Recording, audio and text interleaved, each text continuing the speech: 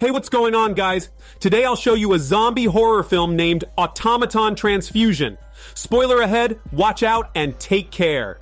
At the beginning of the movie, a mortician is seen preparing the body storage. Outside, the newbie staff is rushing a bloody dead body to the storage room. The staff is rushing to deliver the body since he cannot take the smell anymore. He arrives inside the storage room and vomits a lot.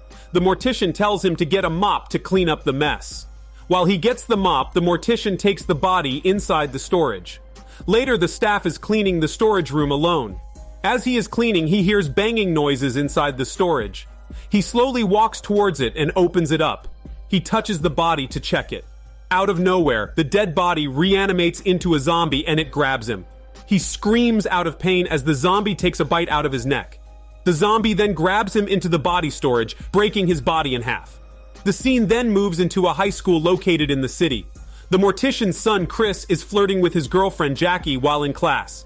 During the break, the boy named Scott and their friend flirt with the famous girls in school who are also Jackie's friends.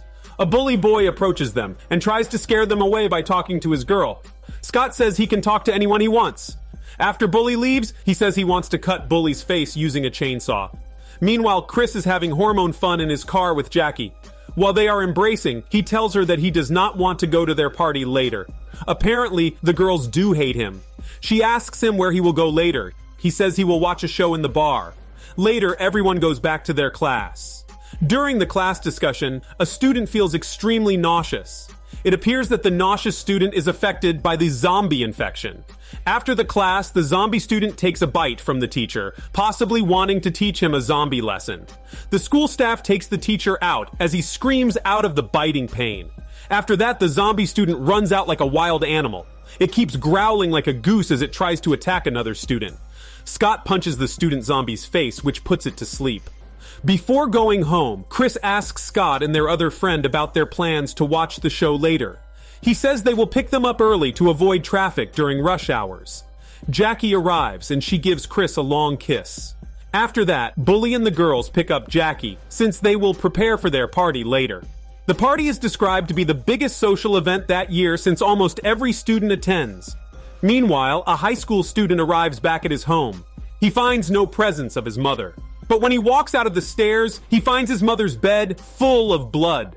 His mother comes out to flex her zombified figure and takes a bite out of his face. He keeps screaming for help as the mother continues eating his face. It seems at this point that the zombie infection is spreading fast in the city. Chris goes to see his mortician father. He informs his father that he will take the car to attend a show. After he leaves, a zombie walks in and seemingly attacks his father. Chris arrives at Scott's house to pick up Scott and their other friend. The three then drive off to head to the bar. In the meantime, the high schoolers are starting to arrive at Bully and the girls' party. The party place is beginning to be crowded, and the high schoolers are having fun while getting drunk. Since everyone seems to be attending the party, the zombie arrives to have some fun too. They begin to attack the high schoolers outside the party house. As they catch a poor victim, they flock to take a bite out of her juicy flesh. Chris and the friends arrive on the highway. He notices something strange on the highway. He has been driving for 45 minutes, but does not see any car passing by the highway. This alarms Scott, thinking that there should be heavy traffic by now since it is already rush hour. Chris suggests they should just continue driving to the bar and figure it out later. They arrive at the downtown area and cannot see anyone in the streets. The city appears to be a complete ghost town, which is in a mess and completely silent. It seems that the zombie outbreak had turned everyone into zombies. Chris and the friends walk out of the car to investigate. The zombies suddenly reveal their zombified muscles and flock to attack the tree, mistaking it for a juicy human body. The group runs to the bar and immediately closes the door. The horde of zombies tries to knock down the door to reach some sexy babes, but Scott and his friend hold the door to prevent the zombies from coming in. Chris gets a piece of wood from the stool and uses it to seal the door. The friend panics and begins being emotional, so Scott pushes him off, dropping him to the floor. There, a bloody skull sends chilling hormones down his spine. As the situation settles down, the bar guy reveals himself. He points a gun at the three, thinking they are a threat. The three prove themselves to be harmless. The bar guy starts crying like a fat baby as he tells the story about the zombie attack. The group has to figure out their next move to stay safe against the zombie, but not Daniel's CC movie channel. Jackie tries to contact Chris. As she cannot contact him, she starts to worry about her shitty boyfriend. In the middle of the party, a zombie walks inside and inserts its hands into the womb of a pregnant woman. Just then, it grabs the baby inside her and eats the baby alive. The woman is screaming out of terror, while the zombie is enjoying the baby as its meal. In the bar, Chris goes to the washroom to wash his face. A zombie appears inside and it immediately attacks him. The bar guy comes to the rescue and instantly shoots the zombie to death. He tells Chris they need to quickly shoot the zombies in the head so they can send them straight to meet Jesus. Back to the partygoers flock outside of the party house as the zombies attack them. They run in all directions trying to survive the zombie attack. Jackie is still inside the washroom and hears the zombies munching human flesh outside. She takes a peek and finds a horrifying scene. She sees the zombies having a buffet from the flesh of the partygoers. Blood splashes on her, prompting her to scream. Outside, the zombies manage to grab some of the partygoers back, trying to invite them for a zombie Halloween. In the bar, Chris suggests to the rest of the group that they should go back to their car. He says they need to drive away before the zombies come back. Back at the party, Bully and a girl are still enjoying their hormone yoga. Unbeknownst to them, the zombies are eating the partygoers downstairs. A zombie traces their smelly hormones and breaks into the room to stop their yoga session. Bully confronts the zombie, and the zombie throws Bully away like an adult toy. The zombie, however, does not tongue massage the girl, but inserts its hand into her mouth and rips it off in half. The zombie attacks Bully next. Bully is desperate to fight for his bully life, so he grabs a hammer to smash the zombie's head, causing it to die instantly. But as he walks out of the door, a horde of zombies is awaiting his flesh. The zombies grab his badass and proceed to make him their food. In the bar, Chris and the rest of the group walk out of the street. They run to their car while the zombies are flocking toward them. The bar guy stops some of the zombies using his gun, but his bullets are not enough for the number of zombies. The zombies manage to grab him and rip him to pieces. Chris grabs the gun and walks back to the car. He manages to drive away from the place with Scott and their friend. They drive back to Chris's home. Chris walks out of the car to check for his father. He enters his home only to find a trace of his father's blood, implying that his father might be possibly dead. He screams at the top of his chicken lungs as he grieves for his father. Suddenly, his zombified father appears and instantly attacks him. He fights back against it. With all of his strength, he pushes his father to the ground. To finish it off, he pushes its face into a sharp glass, leading to its death. Chris walks back to the car full of blood. He is still emotional and cannot stop himself from crying, possibly because what's left to him by his dead father is only debts, not treasure. Later, Chris and his friends drive to the party house. They find Jackie screaming for help. Scott and his friend hold the door so they can lock it. Just then, Zombie Bully appears inside the party house, prompting them to run away outside. They run to the garage to settle for a while. Chris suggests they should head back to their school since there's a chance that there are survivors inside it. The problem is there are hordes of zombies that will be on their way. The group then prepares weapons to fight back against the zombies. Chris says they must reach the school to seek help. The four charge at the zombies and kill the annoying zombies on their way. A car with a girl inside passes by and they quickly ride it.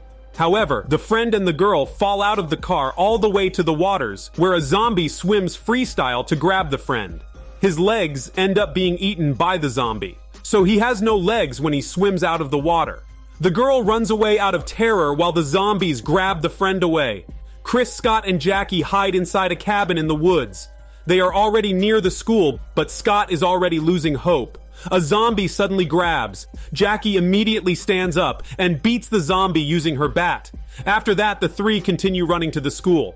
Elsewhere, the girl running away earlier is wandering around the woods, trying to survive. A survivor grabs her sexy body back and informs her that they cannot stay there since the zombies can smell them. She keeps crying, so he says he can help her to survive. Just then, a zombie grabs the survivor and eats him alive. While he is being eaten, he tells the girl to go to their school janitor. Meanwhile, Chris and the two manage to arrive at the school. They are looking for other survivors, but they just find more dead bodies lying on the floor. Suddenly, the dead bodies reanimate into zombies. The three rush to the stairs and immediately close the stair gate. The girl wanders around until she reaches the school. A zombie tries to attack her, but Scott comes to the rescue. The zombie tries to push him off the building where a horde of hungry zombies is awaiting him. But luckily, the girl pushes the zombie out of the building. Chris then comes to the scene and takes Scott to safety. Scott turns emotional after learning that their friend is already dead. He feels hopeless, and now he thinks that the only way out is to fight back against the zombies. He charges at the zombies with his chainsaw. He cuts the zombies who try to go near him. But soon, the zombies outnumber him, and they manage to eat him alive. Chris tells Jackie and the other girl that they cannot continue to stay there. He says they should continue finding help. A zombie appears out of nowhere. It grabs the girl and throws her away like an adult toy, sending her straight to toy heaven. Chris and Jackie desperately continue to find a way to survive. A soldier appears from the ceiling. They help them to reach safety in a secret room in the school. There, they find their school janitor in a military uniform. He explains to them the cause of the zombie outbreak. It turns out that during 1970, the Americans were concerned about the war in Vietnam. During that time, the military began developing a way to resurrect dead bodies in secret, aiming to create zombies that can think and reason like ChatGPT, so they can control them to fight in the war. But the military faced a problem since the zombies remained uncontrollable. Because of that, the project was stopped. Recently, the project was reopened, and the city facilitated the experiment. It's also revealed that the janitor and Chris's mortician father are part of the military experiment to create zombies. The janitor says the military sets the zombies free, so they can test if they can control the zombies. But their experiment leads to a catastrophe, as it causes the zombie outbreak in the city. Chris asks the janitor for their next step. The janitor replies that Chris's father had invented a serum against the virus infection, and the serum is now stored in the morgue. Jackie blames the soldier for causing the zombie outbreak.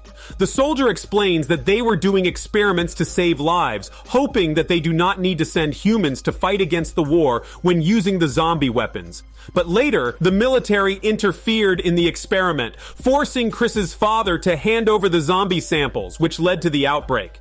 Chris says that they should go to the morgue to get the serum, but the janitor says it is too risky to get to the morgue. Chris remains stubborn. He leaves the school with Jackie, and they both drive away until they reach the morgue. They search through the morgue and manage to find the serum. A soldier tries to stop them, and they put the soldier to sleep like a pig. More soldiers arrive to arrest them. In response, they run outside the morgue. There, a horde of hungry zombies run toward them, prompting them to go back to the morgue. But they find the door already locked, and they are now surrounded by zombies. In the end, the movie indicates that the story is to be continued, implying that their fight for survival is not yet over. This is Daniel CC Movie Channel. Stay safe and enjoy your day.